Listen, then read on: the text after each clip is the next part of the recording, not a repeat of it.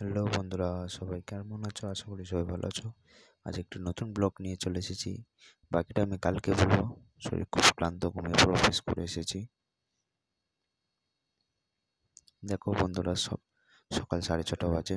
বাইরে পাহাড় এলাকা, কত সুন্দর গ্রিন ভিউ।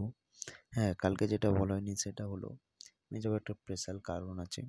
তার সাথে যাওয়ার আছে আদিয়োগী, দুটো ইচ্ছা। সত্যি বাইরে ভিউটা দেখো তোমরা, আশা করি সবার ভালো লাগবে। কত সুন্দর পাহাড়,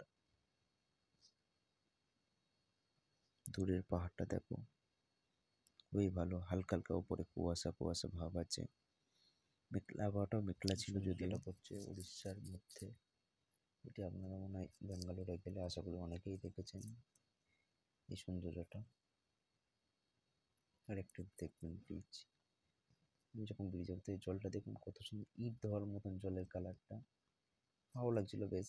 জলটা যেহেতু আমাদের কলকাতা থেকে ইউনিক টাইপের লাগছিল, খুবই ভালো লাগছিল।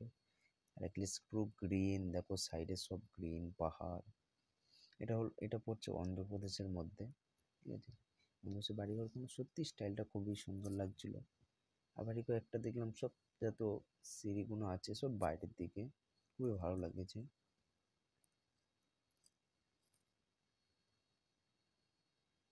অন্ধ্রপ্রদেশে একটা জিনিস লক্ষ্য করলাম, মানুষ এখানে চাষ করতে ভালোবাসে। অ্যান্ড পশু যেমন মহিষ পুষতে খুব ভালোবাসে। যেটা দূর থেকে মনে হলো, সঠিক তো আমি বলতে পারবো না। কত সুন্দর আবহাওয়া, আমার খুব লাগছিল। আরও পাহাড়টা দেখতে, পাহাড়কে আমি খুব ভালোবাসি, খুবই ভালো লাগছিল।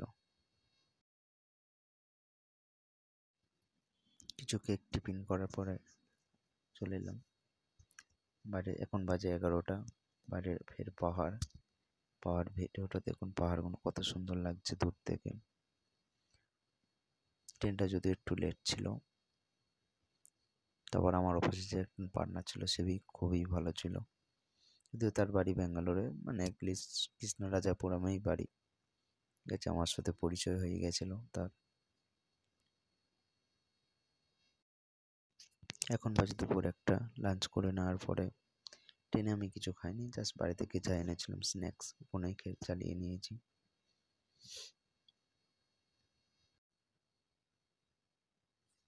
একটি ধান মিল পড়লো।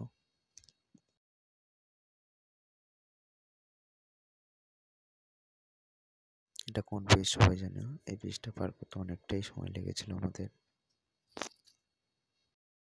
বন্ধুরা, পরের দিন সকাল, আবার 1 ঘন্টা আগে 6টা বাজে, দেখো পাহাড়ের কত সুন্দর কুয়াশা, খুবই সুন্দর দৃশ্য। পাহাড়ের উপর যেন কুয়াশা ছুটে বেড়াচ্ছে।